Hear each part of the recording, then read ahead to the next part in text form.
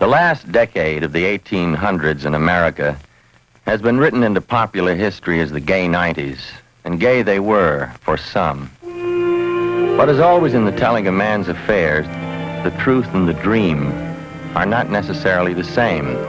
We remember P.T. Barnum, John Philip Sousa, the dime novel, Mark Twain, the Florodora Sextet, and the Chicago Fair. But we have forgotten that the 90s, in fact, were a nightmare for millions who were caught in the crushing depression that followed the Panic of 1893.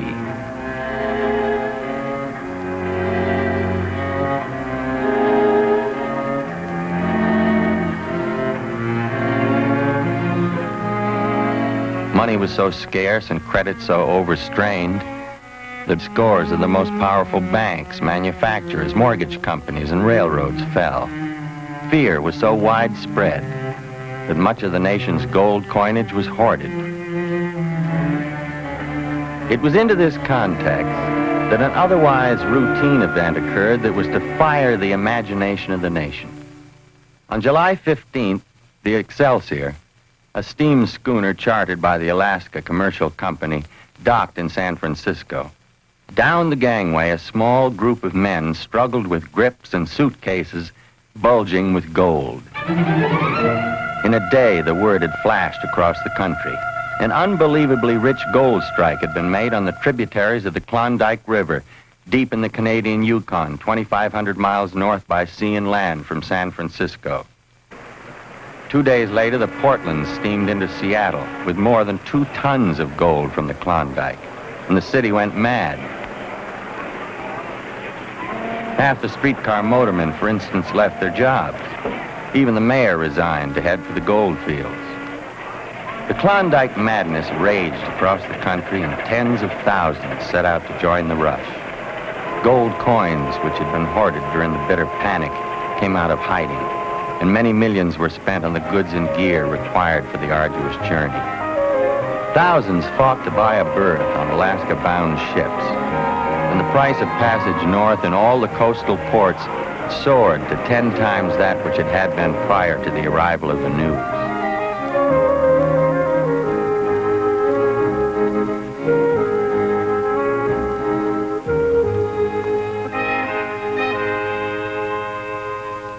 Most of the adventurers sailed north through the Alaska Inside Passage to trails that led to the headwaters of the Yukon River. Beyond Juneau, 100 miles to the north, lay the end of the Inside Passage. There, the rough and ragtag settlements of Skagway and Dyea had sprung up with the news of the Great Strike. The first arrivals swarmed onto the beaches in a fever to reach the Klondike, 600 miles away, before the country was locked fast in the 8-month Yukon winter. Skagway and Dyea sat 3 miles apart, each at the mouth of the narrow river for which it was named. From Skagway, an untried trail led to the White Pass, and from Dyea, a trail which had been used for years led over the spectacular Chilkoot Pass. Beyond the passes lay the lakes, where most were destined to spend the winter. There were other routes to the gold fields, But 9 out of 10 stampeders passed through either Skagway or Dyea in the first year of the rush.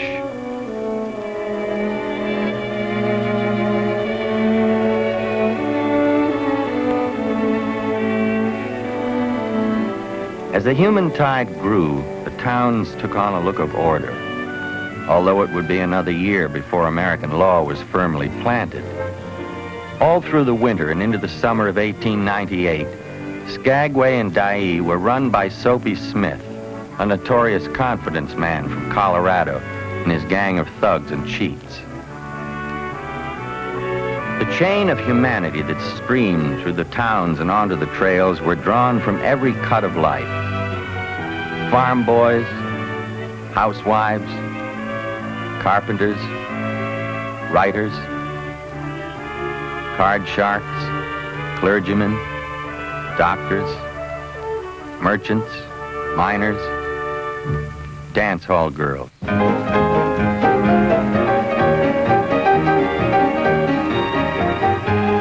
All were driven by the glowing vision of Klondike gold, gold in abundance, there for the taking.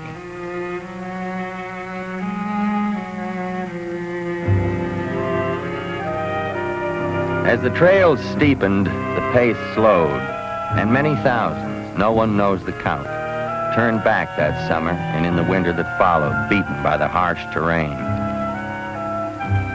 The last leg of the Chilkoot Trail was a long and steep mass of immense boulders. Rugged as it was, the Chilkoot Pass proved to be a far easier route that summer than the White Pass Trail to the south. There, the muck and fallen trees, the jagged, rocky outcroppings broke the spirit of strong men and ravaged the pack animals. The trail had been advertised as an all-weather route to the gold fields, suitable even for wagons.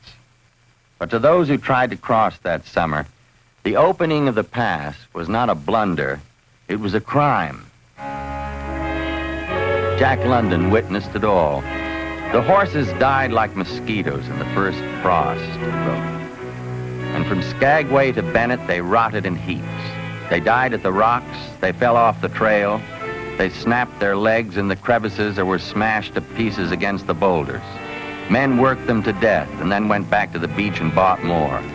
Their hearts turned to stone, those which did not break, and they became beasts, the men on the Dead Horse Trail.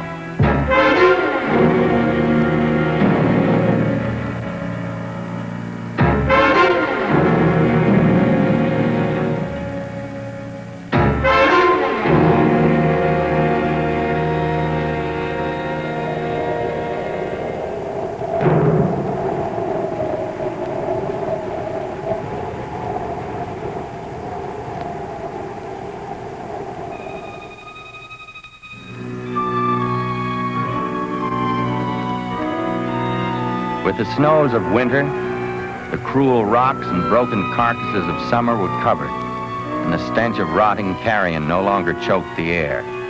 But the trail remained punishing. The exhausting climb, the shortage of feed, chronic abuse and overloading continued to take a heavy toll of the pack animals. They were sacrificed so that 5,000 men could make their way across the pass to the headwaters of the Yukon. By the end of winter in '98, 3,000 animals had perished on the Dead Horse Trail.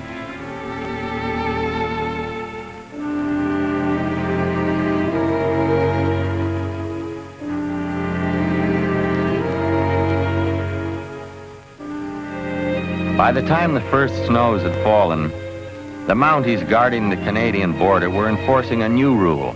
Every man headed for the Yukon had to carry food and supplies sufficient to last a year. It meant that by one means or another, each stampeder had to pack a ton of food and gear over the tortuous trails.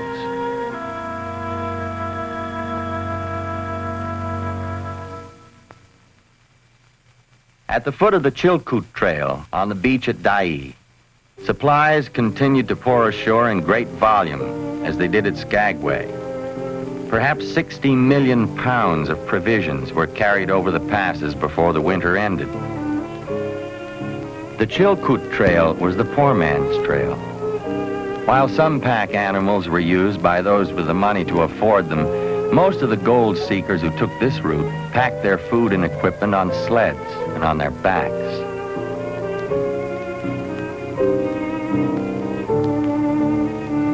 Although the Chilkoot Pass was steeper and higher by 600 feet than the White Pass, it was the quicker and shorter route to the lakes.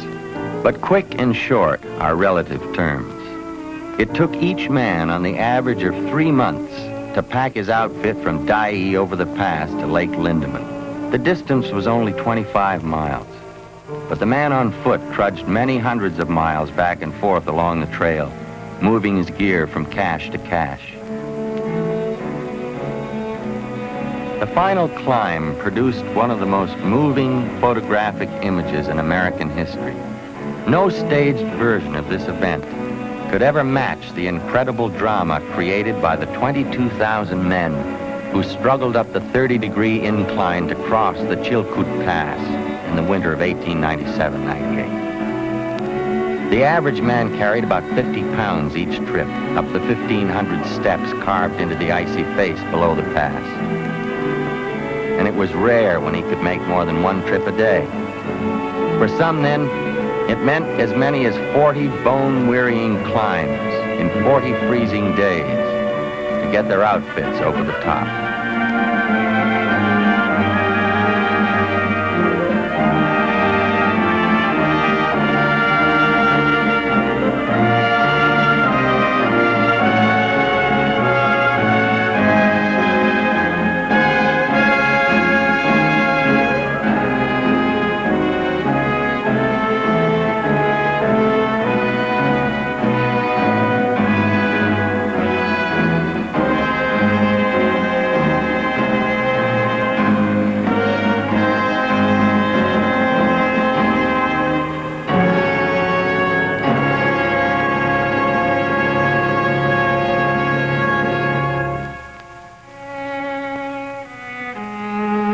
The summit was jammed with stacks of provisions, each man waiting to check through Canadian customs and to register with the mountains. From there, it was an easy run to Lake Lindeman and Lake Bennett.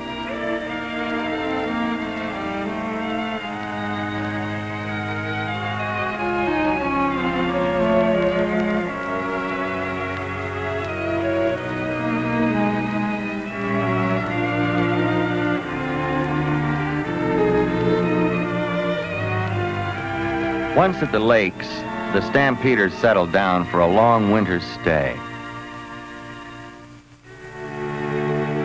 Before the spring thaw, they would have ample time to build the boats and barges that would carry them downstream to Dawson, a brand new city that flourished on the banks of the Yukon, where the waters of the Klondike joined it. While a few had carried in knockdown boats or finished lumber, almost all had to whipsaw planks from the slender spruce which grew on the slopes leading down to the lakes.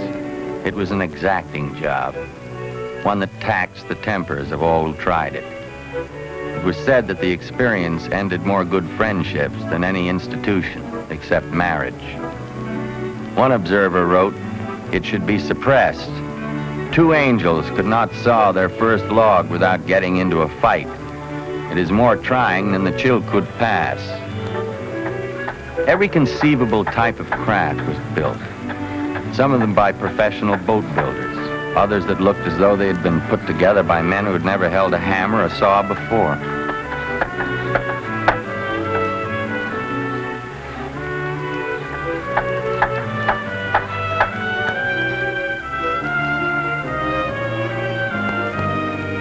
More than 7,000 boats and barges were constructed during the winter and spring, and each was carefully recorded and given an identifying number by the Mounties. Toward the end of May, the ice in the lakes began to loosen, and on the 29th, it began to move. This was the moment the 28,000 waiting Klondikers had been looking for. In a couple of days, the ice cleared, and they were off by the thousands.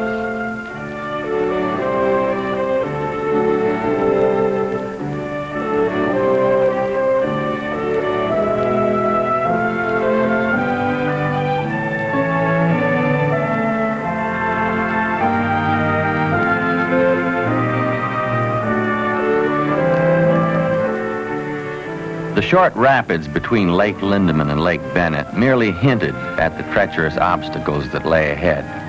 Obstacles that would claim 150 boats and barges and 10 lives in the first few days of the Exodus. It was an easy 70-mile run from the foot of Lake Bennett to the head of Miles Canyon, first of a pair of whitewater chutes that would test every man who entered them. Once through the canyon, the boatmen worked their way down a relatively tame 2-mile stretch before plunging into the wildest water along the entire river system, the raging Whitehorse Rapids.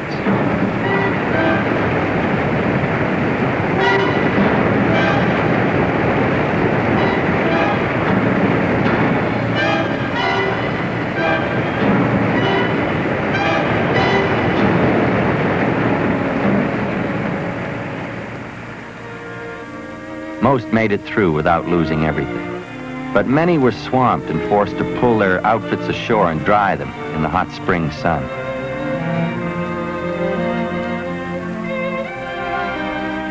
From there, the 475-mile trip downstream from the rapids to Dawson was fairly simple, but all had to stop periodically for the sleep and hot food they needed to carry on.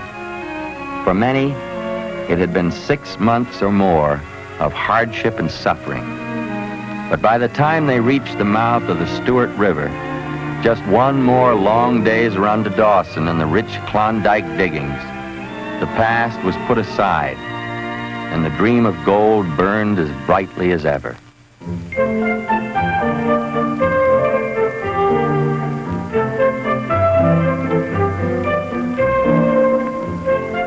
Dawson was a boom town like nothing the world had seen since San Francisco in the days of the 49ers.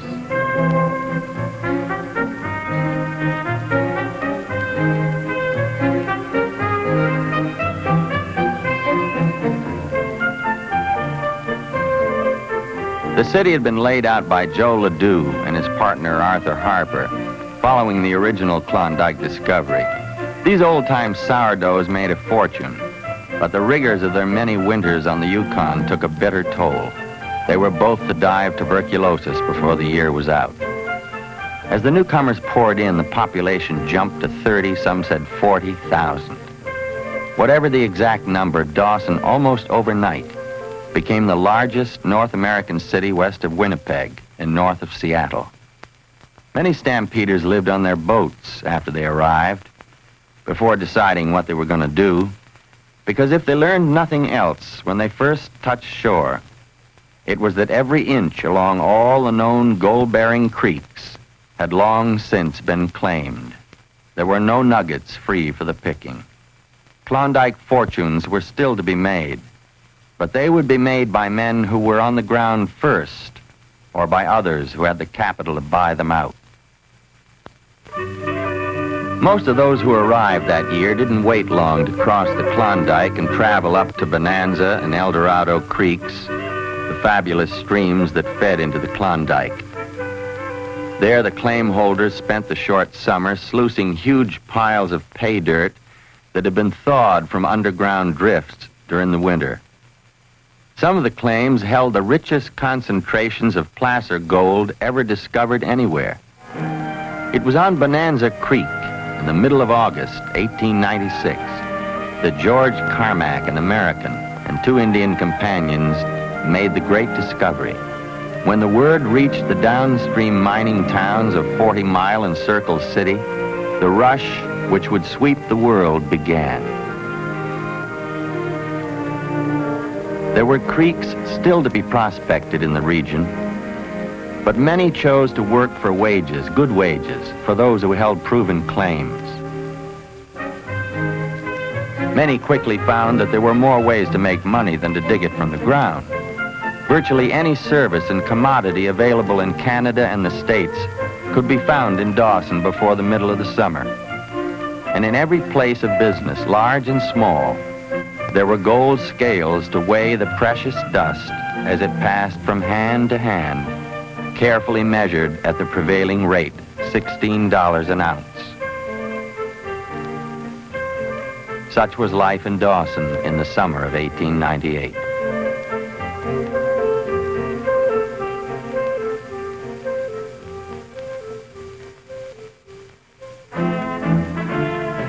It is to the lasting credit of the Canadian Mounties that no major gold theft was ever recorded in the Yukon. One of the most important decisions they made was to close the border to Jefferson Randolph Smith, better known as Soapy Smith, and his gang of accomplished criminals.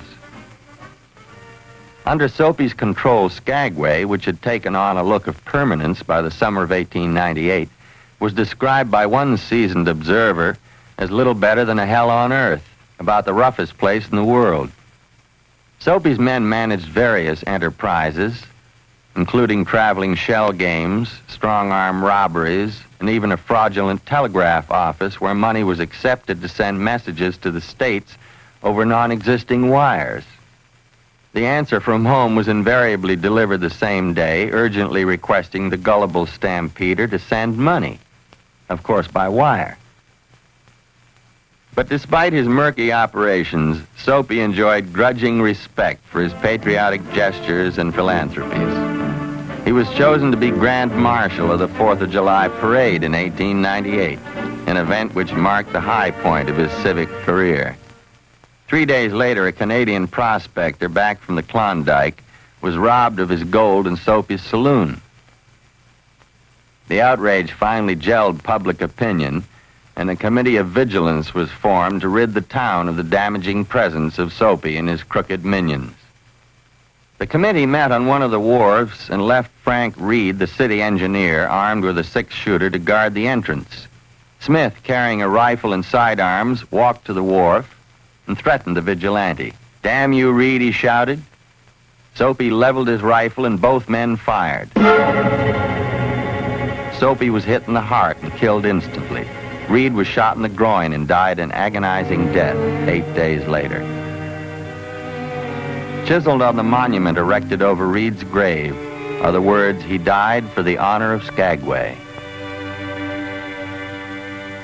Although the legend of Soapy Smith, America's last major frontier badman, thrives to this day, Skagway quickly settled down to an orderly, if not prosaic, life.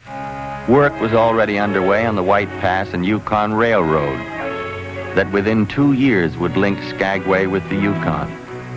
The route had to be blasted and hacked out of the great stone mountains that looked down on the Dead Horse Trail.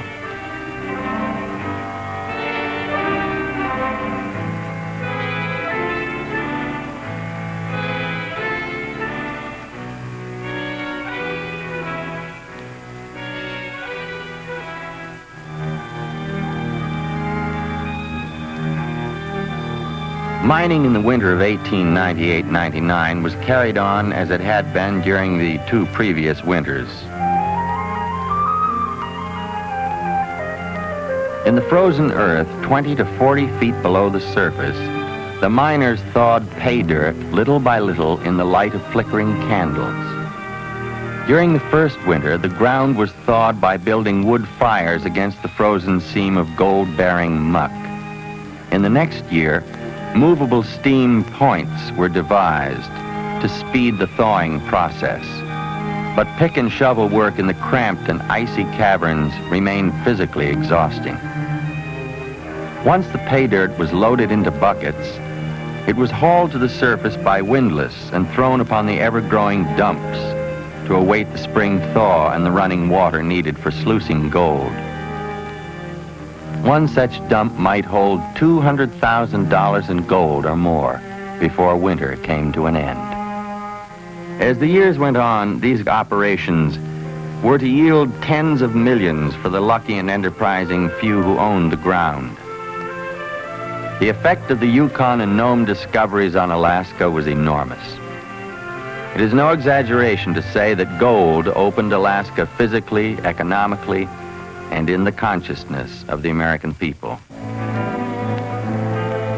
On the heels of the adventurers who fanned across the vast territory had come the builders and homemakers, the law, the doctors and engineers, the teachers, the clergy, the farmers, and the merchants who together built a thriving domestic society with all the institutions and accoutrements of North American civilization.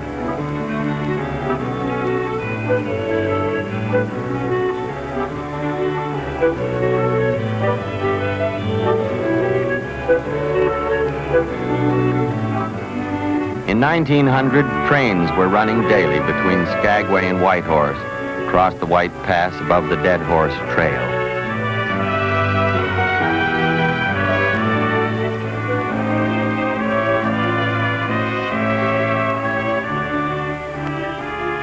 From Whitehorse, elegant stern-wheelers, part of the 250-boat fleet that plied the waters of the Yukon, sailed for Dawson and other towns downstream.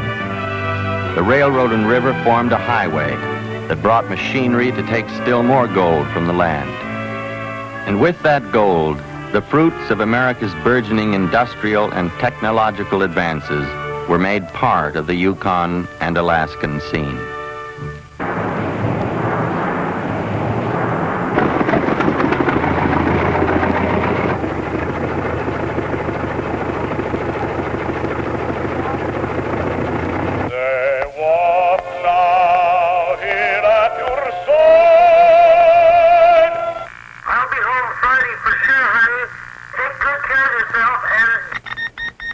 Though civilization arrived in the north with remarkable speed, none who had traveled the Trail of 98 would ever forget those days of hardship and disappointment, days of adventure and dreams of wealth. For the tens of thousands who survived the rigors of the trail, the rush was to remain the high point in each of their lives. These men and women, players in one of the most captivating dramas in history, and those who recorded the events of the time, bequeathed to us a unique gift. For the Yukon Gold Rush and the opening of Alaska was the last grand adventure of its kind the world will ever know.